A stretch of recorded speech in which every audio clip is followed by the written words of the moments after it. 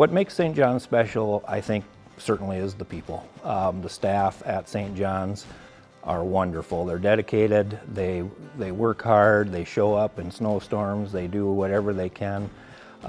So I think a dedicated staff is awesome.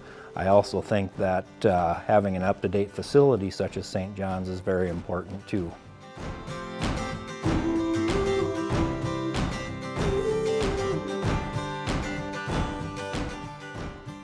Throughout the history of St. John Lutheran Home and St. John's Circle of Care, and before that the St. John Lutheran Hospital, it always has had these two bookends in its life. On one end, we were always staying true to our founding fathers and to the foundation that they laid to provide care for the Springfield community.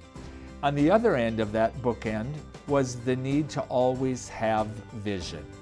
Don't remove the ancient landmarks, but without a vision, the people perish. And so St. John's, throughout its history, has always had vision to change to accommodate what the needs were in the community, so that St. John's, as we are celebrating today, 125 years, although the old foundations are still there, the need to have current and changing vision was always a part of our history.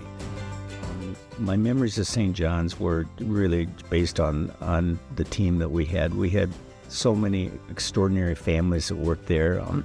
I walked through the halls and I just always felt that people really cared about their elders.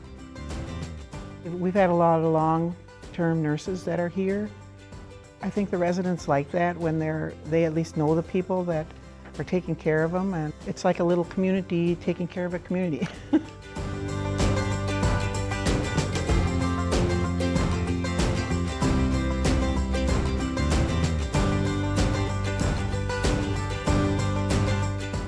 Community support is vital for the success of St. John's, because having partnerships with our community, if it's financially or all the volunteers that get to come on our campus, just brings life to our campus and our community. I think the two things that stand out that set Springfield apart from other communities in our nursing home is we've always had a chaplain. Those chaplains in a Christian nursing home make such a big difference, as well as the grandkids. Not every nursing home, I don't even know how many in Minnesota have a grandkids program that is actually in the nursing home, and they get to be with their grandpas and grandmas, and they do pageants together, they eat together, and that I think are the two things that stand out. The residents, they just light up when they are with the kids.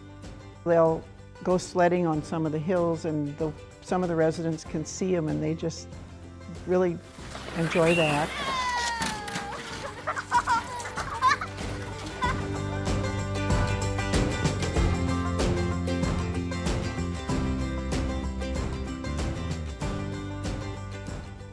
It has been a wonderful part of St. John's commitment that we were always going to provide spiritual care to our residents, to our staff, to our community. And so I count it a huge privilege to be able to be here at St. John's in this chapter and in this season of St. John's life, to continue to do what has been laid out for all these years, that I could grab a hold of the baton, run with it, and continue to do that same kind of care for our community. I've had a mother and brother up here in memory care. The staff was very good with them. They always kept them entertained, playing bingo or blue and ball or bringing them to the chapel. They just showed how they really cared, and the family trusted the staff with them there. So a sentence that I would say describes St. John's is our mission statement, and that's enabling all who are within our circle of care the ability to thrive together.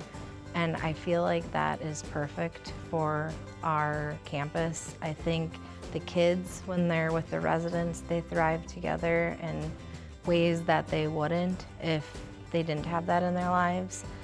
The residents, I've seen residents that have moved onto our campus that have been isolated in their homes, and now they've made true lasting relationships with other residents. The one thing that I think I wish the community knew about St. John's is that it's not just a nursing home. It's a place where people age gracefully, and kids laugh and play, and staff work well together and thrive together.